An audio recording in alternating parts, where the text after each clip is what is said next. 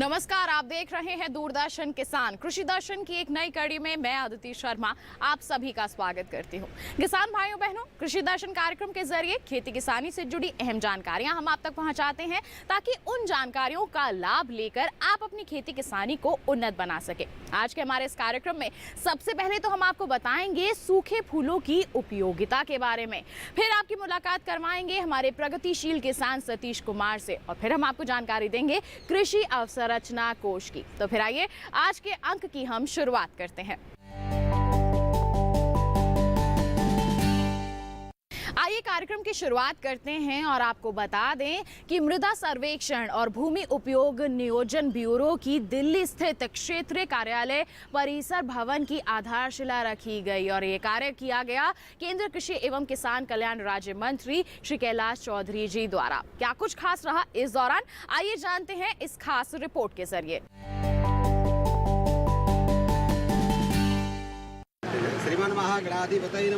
राष्ट्रीय मृदा सर्वेक्षण और भवन उपयोग नियोजन ब्यूरो के दिल्ली क्षेत्रीय कार्यालय परिसर में भवन की आधारशिला रखी गई। इस अवसर पर केंद्रीय कृषि एवं किसान कल्याण राज्य मंत्री कैलाश चौधरी, इस संस्थान के निदेशक डॉक्टर BS द्विवेदी, भारतीय कृषि अनुसंधान परिषद के उप महानिदेशक डॉक्टर AK सिंह, तिलक राज शर्मा एवं डॉक्टर सुरेश कुमार चौधरी ने भाग लिया। इस अवसर पर केंद्रीय कृषि एवं किसान कल्याण राज्य मंत्री कैलाश चौधरी ने कहा कि ये संस्थान भूमि का सर्वेक्षण करता है।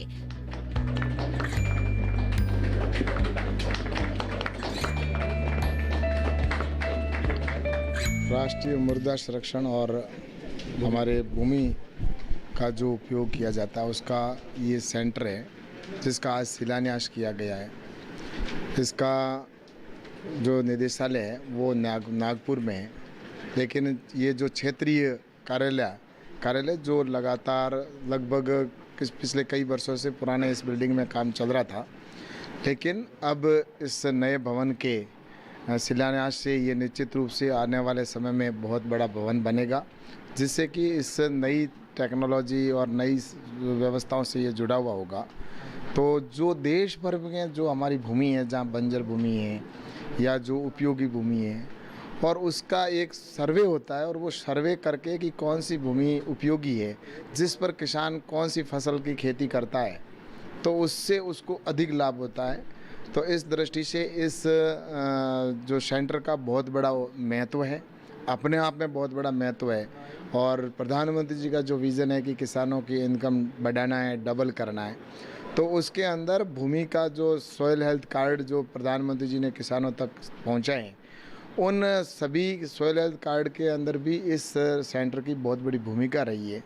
और निश्चित रूप से ये आने वाले कल में देश के किसानों के पास में जब ये सर्वे पहुंचेगा और किसान उसका उपयोग लेगा, तो निश्चित रूप से किसानों को इसका फसल के उत्पादन में और क्वालिटी के अंदर निश्चित रूप से लाभ होगा, जिससे कि किसान अपनी अधिक उत्पादन भी कर पाएगा और मार्केट में अच्छी रेट के अंदर बेच भी पाएगा। तो इसका आज अवसर पर मैं देश को बहुत बहुत शुभकामना देना चाहूँगा कि आज इस क्षेत्रीय कार्यालय का शिलान्यास की नींव रखी गई है। इस अवसर पर भारतीय कृषि अनुसंधान परिषद के उप महानिदेशक डॉक्टर SK चौधरी ने कहा कि भारत में कितने प्रकार की मिट्टी है और उसका उपयोग कैसे करें। जो ब्यूरो काम करता है, इसकी जो जानकारी निकलती है वो सीधे किसानों के मतलब की जानकारी है। दो तरह की जानकारी है जो किसानों से सीधा वास्ता रखती है। पहली जानकारी ये है कि मेरी मिट्टी किस तरह की है, मैं हल्की ज़मीन है या मेरी भारी ज़मीन है या मेरी बलुई है या दोमट है या क्षारीय है या लवणीय, किस तरह की ज़मीन मेरी है, इसके बारे में किसान को जानकारी इस ब्यूरो के द्वारा मिलती है। दूसरा महत्वपूर्ण मुद्दा है कि अगर मेरी ज़मीन हल्की है तो मेरे लिए क्या संभावनाएं हैं। अकेले मिट्टी से तो खेती नहीं होती ना, मिट्टी के अलावा जलवायु कैसी है, पानी कैसा है, वहाँ की इकोलॉजी कैसी है, वहाँ की ज़रूरतें कैसी है लोगों की, उसके मद्देनज़र लैंड यूज़ प्लान्स बनाए जाते हैं। लैंड यूज़ प्लान बनाना बड़ा जटिल विषय है, इतना आसान नहीं है। वो जटिल काम ये संस्थान करता है। तो ये जो यहाँ पर बिल्डिंग बनेगी, इससे 5 राज्यों के किसान सीधे सीधे लाभान्वित होंगे, जिसमें लेह लद्दाख से लेकर के तो मध्य प्रदेश और उत्तर प्रदेश का जुड़ा हुआ जो भाग बुंदेलखंड कहते हैं वहाँ तक लोग इससे लाभान्वित होंगे। और ख़ास तौर से किसान भाई और बहनों को इससे जो जानकारी मिलेगी वो मुख्य तौर पर उनको बहुत ही उपयोगी होगी, क्योंकि उसके हिसाब से ही उनकी जो ज़मीन है, जैसे हम कहते हैं ना कि अपने पैर देख करके चद्दर पसारना चाहिए, या जितनी चद्दर हो उतने ही पैर पसारना चाहिए। अगर कोई किसान जानता है कि उसकी ज़मीन में इतना ज़्यादा पोटेंशियल नहीं है और वो कहीं से कर्जा लेकर के वहाँ पर पैसा लगाया जा रहा है तो उससे बर्बादी होगी।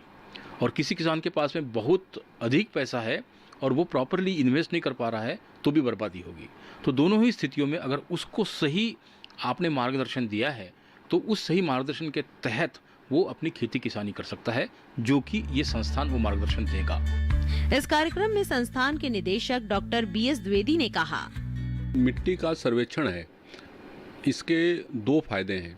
एक तो हमारी मिट्टी किस तरह की है, ज़मीन उपजाऊ है कि अनुपजाऊ है, हल्की ज़मीन है कि भारी ज़मीन है, इसकी गहराई कितनी है, जल धारण क्षमता कितनी है, तो इसकी जानकारी हमें मिट्टी के रिसोर्स की मिल जाती है सर्वेक्षण से।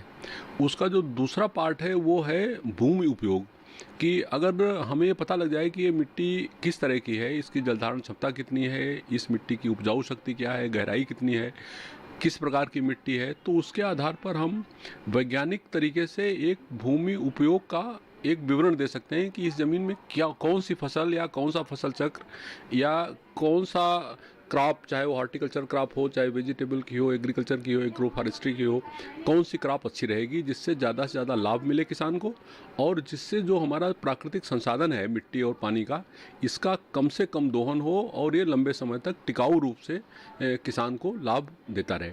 तो ये बहुत आवश्यक है। इसी उद्देश्य से 1976 में अब से तकरीबन आप मान के चलो करीब 46 साल पहले भारत सरकार ने, जो भारतीय कृषि अनुसंधान परिषद है, इसने एक संस्थान की स्थापना की जिसका नाम है जो ये है national bureau of soil survey and land use planning.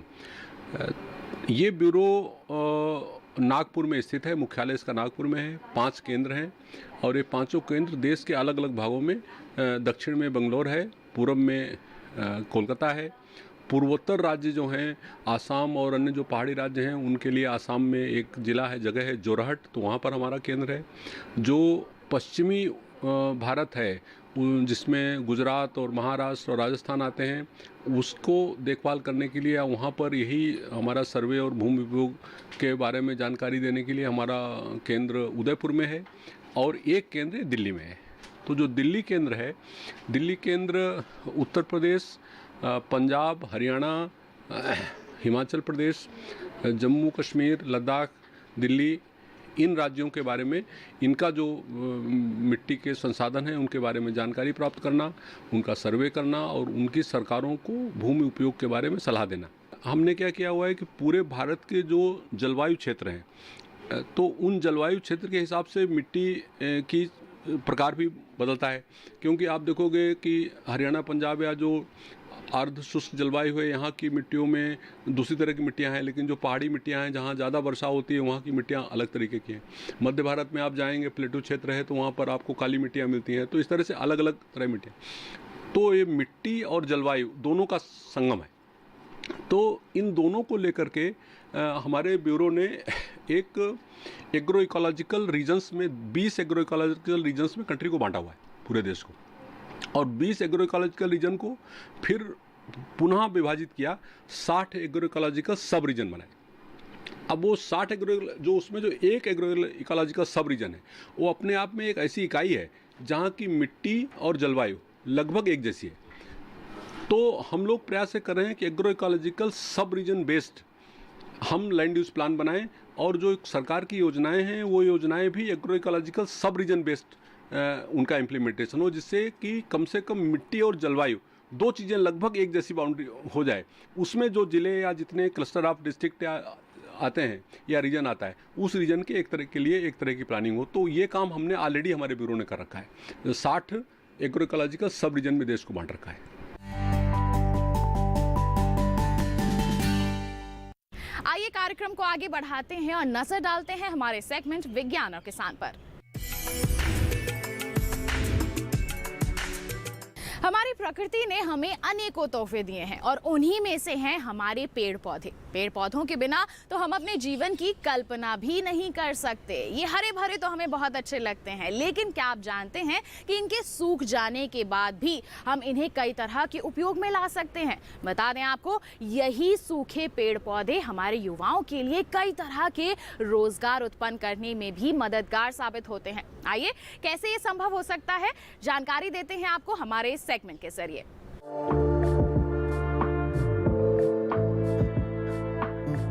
हाल के वर्षों में पुष्प उत्पादन भारत में कृषि व्यवसाय के रूप में उभरा है और इसके उद्योग में भी अच्छी वृद्धि देखी गई है। यही नहीं, पेड़ पौधों के सूख जाने पर भी ये हमारे लिए काफी उपयोगी साबित हुए हैं।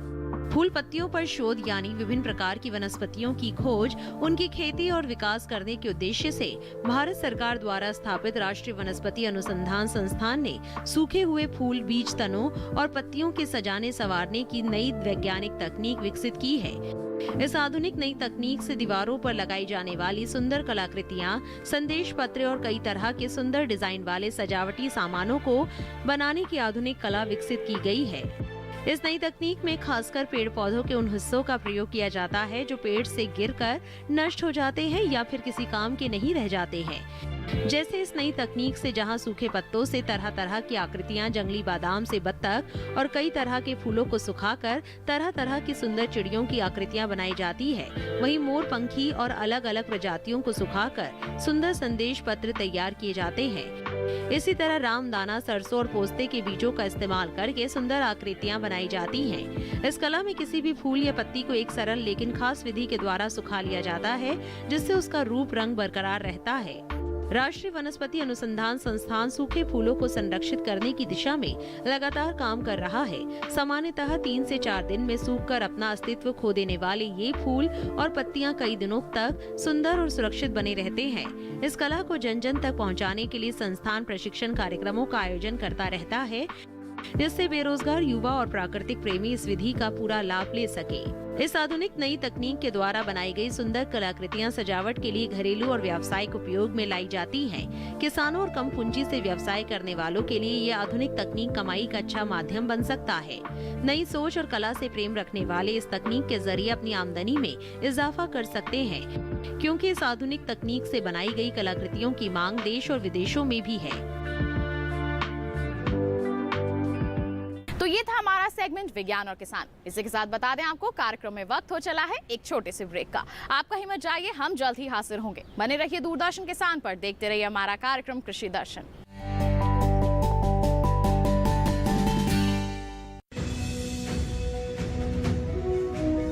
भारत सरकार का हर प्रयास किसानों को दे रहा है एक नई आस।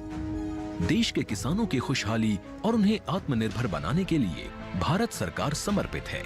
प्रधानमंत्री श्री नरेंद्र मोदी जी के नेतृत्व में कृषि क्षेत्र में किए गए निरंतर प्रयासों के फलस्वरूप देश खाद्यान्न व बागवानी के क्षेत्र में आत्मनिर्भर हो चुका है और देश में दलहन का उत्पादन भी बढ़ा है।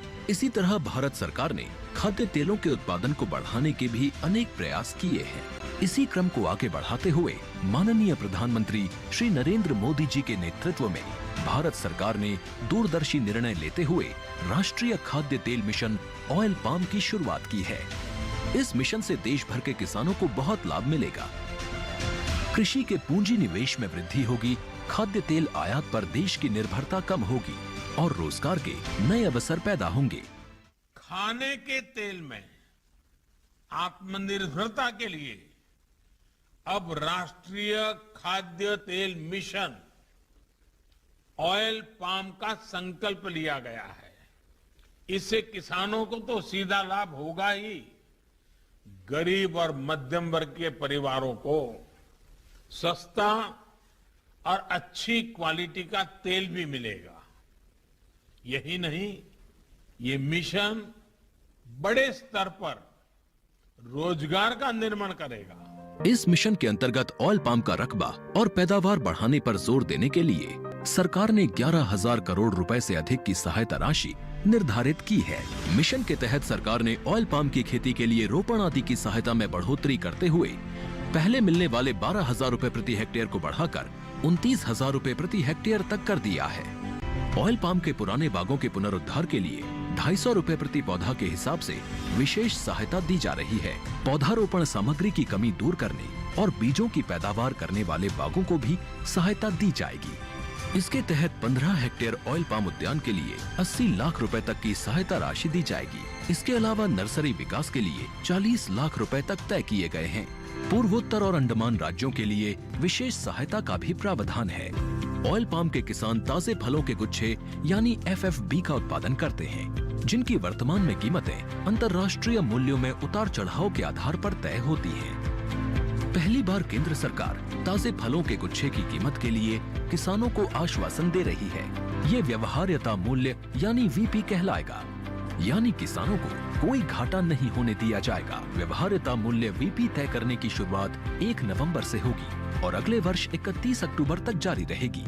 इसे ऑयल पाम वर्ष कहा जाएगा। इस योजना के तहत वर्ष 2025-26 तक ऑयल पाम का रकबा 6.5 लाख हेक्टेयर सृजित करने और कच्चे ऑयल पाम की पैदावार वर्ष 2025-26 तक 11.20 लाख टन पहुंचाने का लक्ष्य निर्धारित किया गया है। सरकार के इस महत्वपूर्ण निर्णय से देश में ऑयल पाम की खेती करने वाले किसानों में विश्वास पैदा होगा और वे खेती का रकबा बढ़ाएंगे। इस तरह पाम ऑयल का उत्पादन भी बढ़ेगा, जिससे किसानों की आय बढ़ेगी और ग्रामीण अर्थव्यवस्था भी सुदृढ़ होगी।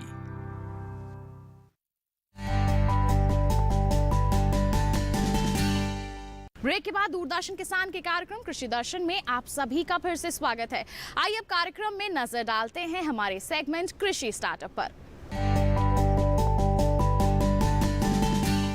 जो लोग डेयरी फार्मिंग से जुड़े हुए हैं, अगर वो अपनी इस तकनीक में थोड़ा सा बदलाव ले आए तो काफी आर्थिक मुनाफा हासिल कर सकते हैं। यही कर दिखाया है आज के हमारे सफल किसान ने, जिनका नाम है सतीश कुमार। डेयरी फार्मिंग में तो कामयाबी इन्होंने हासिल की ही है, साथ ही बता दें जैविक खेती को भी अपनाए हुए हैं। कैसा रहा है इनका कामयाबी का सफर, आइए जानते हैं।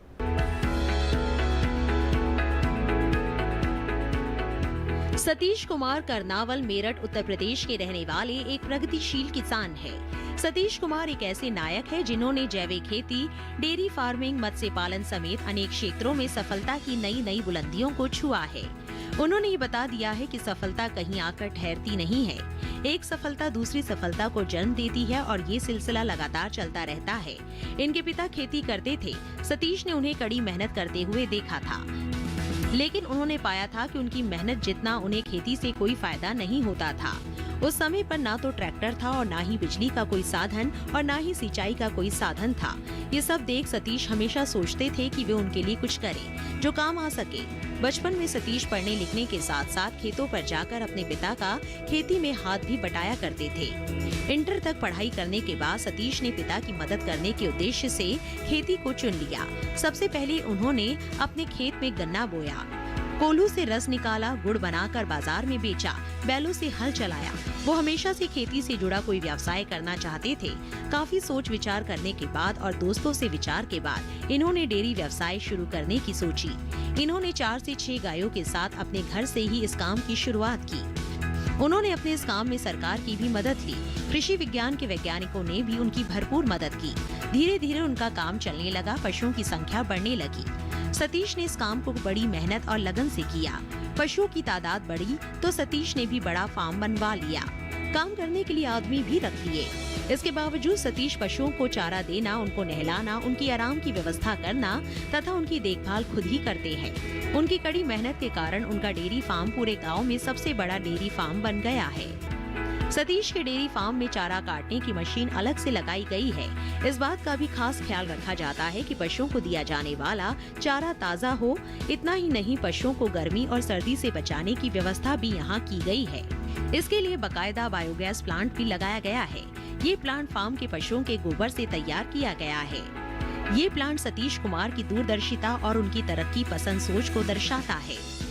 डेयरी फार्म के साथ साथ उन्होंने अपने खेतों पर जैविक खेती की शुरुआत की। वो जानते हैं कि जैविक खेती से न सिर्फ गुणवत्ता के उत्पाद मिलते हैं, बल्कि आमदनी भी बढ़ाई जा सकती है।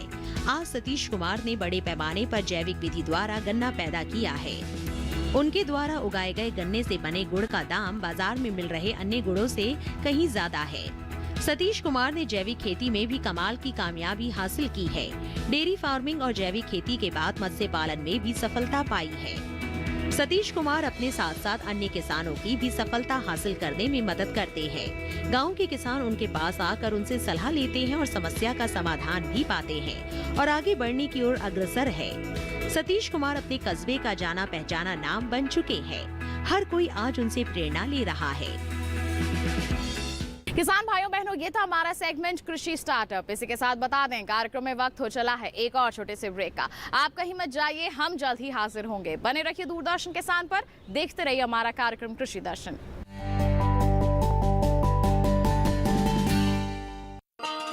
किसान भाइयों गांठ बांध लो, गांठ बांध लो, बात बहुत है काम की, समृद्धि के पैगाम की।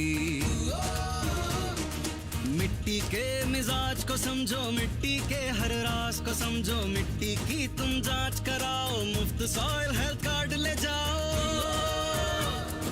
कभी मुनासिब बीज लगाओ, सही किस्म की खाद ले आओ, जितनी जरूरी उतनी डालो, सही मात्रा खुद पहचानो, इसको अपना मंत्र बना लो, मिट्टी की सेहत को जानो।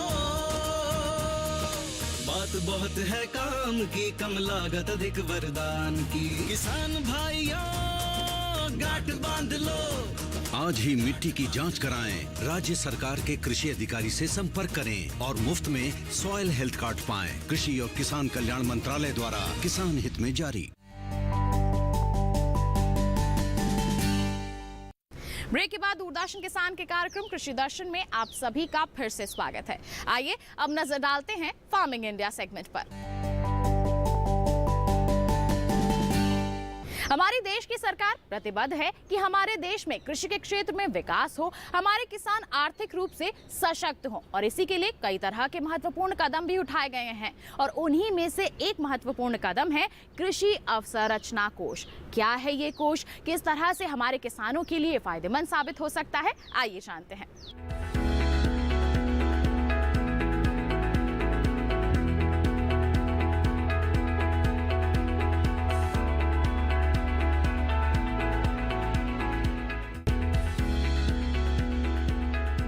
कृषि अवसंरचना कोष केंद्र सरकार द्वारा किसानों के हित के लिए बनाई गई एक योजना है। इस योजना के तहत किसानों को फसल कटाई के बाद कृषि अवसंरचना प्रबंधन और सामुदायिक कृषि परिसंपत्तियों से संबंधित परियोजनाओं में निवेश के लिए माध्यम और दीर्घकालिक ऋण की सुविधा उपलब्ध कराई जाती है। सरकार द्वारा शुरू की गई इस योजना के माध्यम से किसान फसल की कटाई के बाद उसकी सही कीमत मिलने तक उसे सुरक्षित रख सकेंगे। इस योजना के माध्यम से किसानों को आधुनिक तकनीकों को अपनाने के लिए प्रोत्साहित करना भी लक्ष्य रखा गया है।